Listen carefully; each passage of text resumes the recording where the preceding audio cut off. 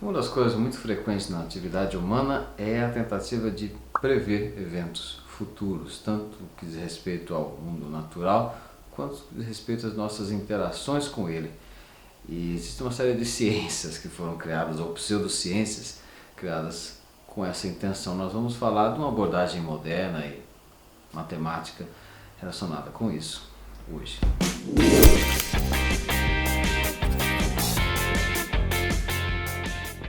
Talvez você esteja acostumado, e nós falamos disso em algum outro vídeo aqui, com a ideia do controle por realimentação. Se quiser consultar lá que vídeo nós temos. Controle por realimentação diz respeito a quando você mede alguma coisa sobre o mundo e com relação ao erro entre o que você gostaria que a coisa medida fosse e o que ela é, você toma alguma atitude. Então você está tomando atitude baseada no que acontece no presente e no que acontece no passado. Isso se chama controle por realimentação e isso é uma estratégia de controle chamada causal. Porque eu estou usando eventos passados, supondo a causalidade das coisas na natureza.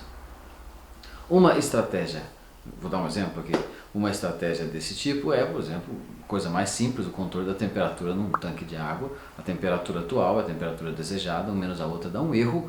Esse erro, quanto maior, mais se tende a aquecer alguma coisa para a temperatura chegar ou esfriar caso ela esteja abaixo. Uma estratégia que é totalmente dual a essa é a estratégia do controle antecipativo ou, dependendo do contexto, preditivo. É uma estratégia não causal. Ela faz sentido dentro e é usada dentro, por exemplo, do controle de ruído e controle de vibração em alguns casos.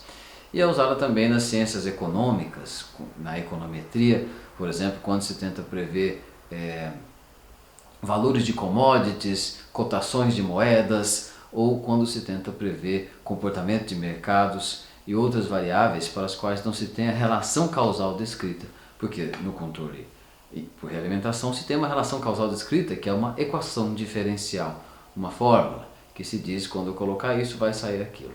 O controle preditivo também supõe de uma certa forma que existe uma relação causal, de que existe uma fórmula que representa o comportamento, mas ele utiliza essa fórmula de forma antecipada.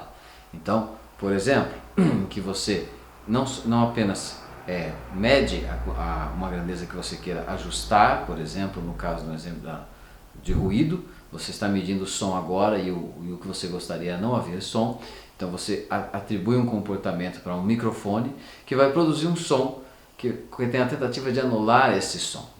E esse controle, se ele for preditivo, o que eu estou fazendo é, supondo que existe um modelo e prevendo quais serão os próximos instantes de tempo. Essa previsão sempre existe num horizonte curto de tempo, em que se calcula quais são os próximos valores possíveis. Quando esse erro existe, você atualiza esse modelo. Então, a realimentação, a atualização que existe não é do valor, não é tanto do valor daquilo que eu estou controlando, mas da conta ou do critério que eu vou fazer para controlar ou para ajustar aquilo que eu estou tentando prever e controlar. Então veja, por exemplo, é quando eu tenho um modelo que é uma equação diferencial ou de uma equação da oscilação do preço do dólar ao longo do ano. Eu tenho esse modelo e eu faço medidas do tipo compra e venda supondo valores razoáveis dados por esse modelo e conforme eu for errando eu vou atualizando esse modelo para prever as próximas atitudes de compra e venda. Esse tipo de comportamento é o que nós chamamos de controle preditivo. A técnica matemática para ele é uma técnica de otimização.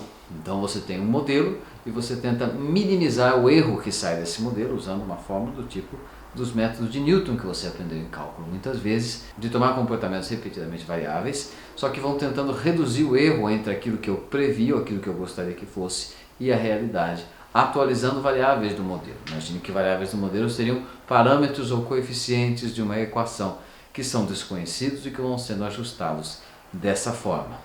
O controle preditivo também é razoavelmente usado em fins de pesquisa, de academia, dentro da robótica, quando se tenta atribuir trajetórias de motores para girar braços mecânicos ou elementos importantes de posicionamento de um robô, de um manipulador, e conforme o erro notificado por sensores já instalados em coders ou sensores de posição, ou mesmo posição determinada por câmeras, e aí você vai atualizar o modelo que existe do robô, no caso, que, ou seja, das equações que lhe dão quanto de ângulo você coloca nos motores e qual a posição que ele atinge, dadas todas as complexidades e imprecisões do conhecimento do mecanismo que você está trabalhando.